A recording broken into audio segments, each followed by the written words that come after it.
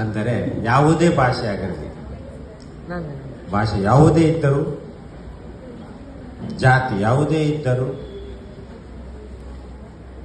ನೆಲ ಯಾವುದೇ ಇದ್ದರೂ, ಮನ ಮಾತ್ರ ತನ್ನ ಮೂಲವನ್ನು ಬಿಟ್ಟು ಹೋಗಬಾರದು.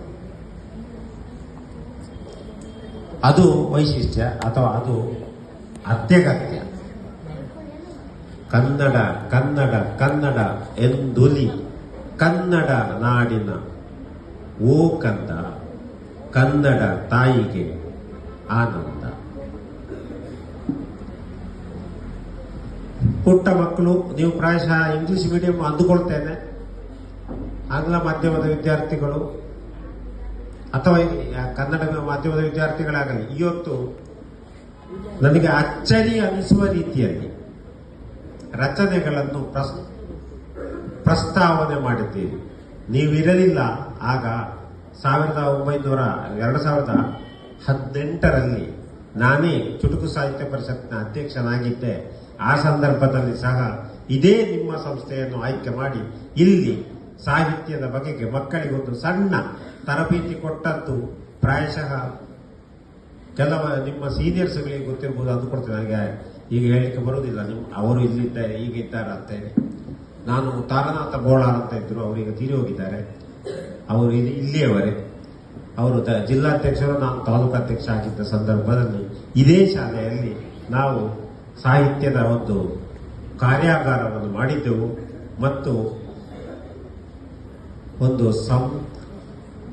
ಆಸಕ್ತರು ನಿಮ್ಮ ಕವನಗಳನ್ನೆಲ್ಲ ಬರೆದು ಕೊಟ್ಟರೆ ಒಂದು ಸಂಕಲನ ಹೊರಗೆ ತರುತ್ತೇನೆ ಅಂತ ಆಗ ನಾನು ಘೋಷಣೆ ಮಾಡಿದ್ದು ನನಗೆ ಇನ್ನೂ ನೆನಪಿದೆ. ನಾನೊಂದು ಪ್ರಕಟಣೆ ಮಾಡಿ ಒಂದು ಪುಸ್ತಕವನ್ನು ನಿಮ್ಮ ಎಲ್ಲರ ಹೆಸರಿನಲ್ಲೇ ಮಾಡೋಣ ಅಂತ. ಅದು ಆದ ಹಾಗೆ ಕಾಣುವುದಿಲ್ಲ. ಈ ಸಲ ನಾನು ನಿಮಗೆ ಇನ್ನೊಂದು ಅವಕಾಶ ಕೊಡ್ತೇನೆ. ನೀವೆಲ್ಲ ಮಕ್ಕಳು ನಿಮ್ಮ ಒಂದೊಂದು ಕವನಗಳನ್ನು ನಿಮ್ಮ ಅಧ್ಯಾಪಕರಲ್ಲಿ ಕೊಟ್ಟು ಅವುಗಳನ್ನು ಒಟ್ಟು ಸೇರಿಸಿ ಒಂದು ಸಂಕಲನ ಮಾಡೋಣಂತೆ. ಒಪ್ಪಿಗೆಯಾ? ಅನಿರುದ್ಧ, ಆದಿತ್ಯ, ನಾನು ಹೆಚ್ಚು ಹೇಳಲಿಕ್ಕೆ ಆಗುದಿಲ್ಲ, ಸಮಯ ಇಲ್ಲ, ವಿಠಲ,